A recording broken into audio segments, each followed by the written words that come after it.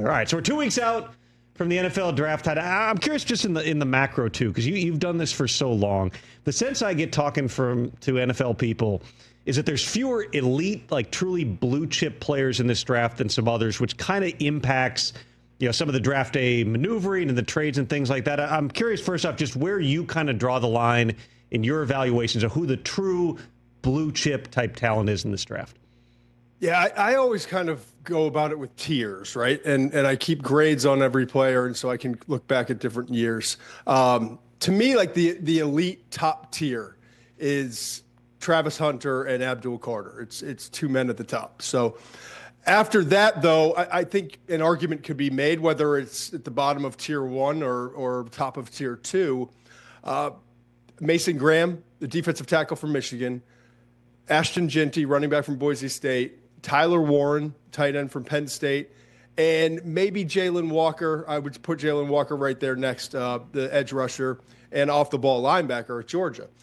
So when you look at those guys, like the next two from a lot of teams would be, well, Graham would be in there, but then also two players at positions that are not considered premium, in Tyler Warren and Ashton Jeanty. But I think when we start getting into the discussion of, do we take a quarterback at 2 or do we take a quarterback at 3, when the top tier guys, the blues or the blue chips or whatever an organization would call them, are sitting there, that's a difficult decision to make. And quite honestly, you always lean towards taking one of those elite type players and you see if you can get a quarterback later, or maybe this isn't the year for the quarterback. And I think that's why you've seen a couple of the moves that the Giants made. And I think that's why there's still a lot of talk when I have my conversations with friends inside the league, that Kirk Cousins is probably going to wind up in Cleveland.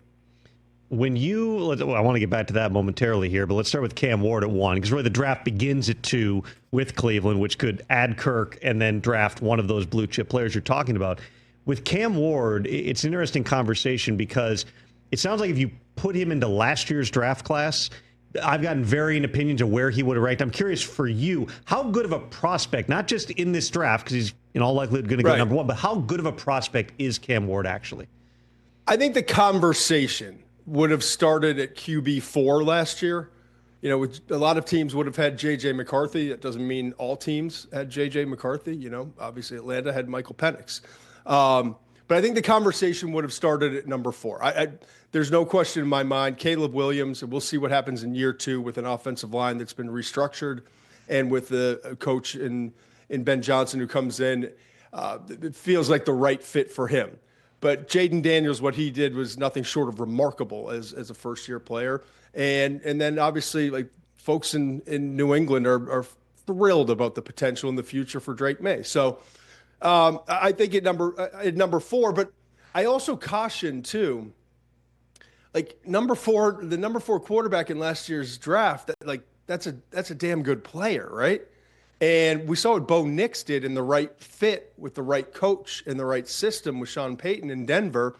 And he was the 6th quarterback last year. So everyone who's like, well, Cam Ward would have been the 4th or 5th best quarterback last year. Yeah, but like, if you're in Tennessee, wouldn't you be pretty happy with what Bo Nix provided as a rookie? Right. You know what I mean?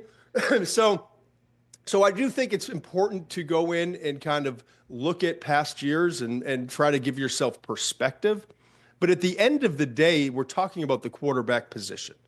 And this is a player who's gotten better and better every year from every stop. Incarnate Word, Washington State, and Miami. He took it to a whole different level. Most evaluators had at best 3rd-round grades on him last year. A lot of people had 4th and 5th-round grades. That's why he initially said he's going to the NFL draft and then wound up going back to Mario Cristobal and said, hey, does the offer still stand?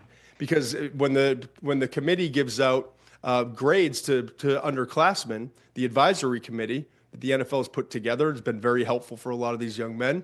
It's either a 1st-round grade, a 2nd-round grade, or go back to school. He went back to school, and he thrived in that Miami offensive system. I think from an instinct standpoint, like when pressure's coming, feeling where the pressure's coming, knowing when to abort, but doing it not with panic, I think that's one of his superpowers. He waits, like almost like Mahomes will wait for the pressure to come, and now you've out-leveraged yourself, and it's easy to escape. That's what he does. And then the arm angles. And I also think when he's in rhythm, and he gets to the top of his drop, his right foot is planted in, and the timing is there with the wide receiver. He's an absolute assassin. And I think when Brian Callahan looked at that and got that clip reel of those instances and said, we can get him to do more of this within the structure of our offense, like I worked with Joe Burrow, and this guy can be a damn good starting quarterback in the league. And that's what they're betting on. And that's why they didn't have the workout with Shedeur Sanders recently. And it signaled, we knew that they were going to take Cam Ward if they were at number one. To me, that signaled when they respectfully canceled the private workout with Shedeur that we're not even open for business with the number one pick to trade out of it. Catch the Rich Eisen Show live weekdays from 12 to 3 p.m. Eastern on Roku Sports Channel in the U.S.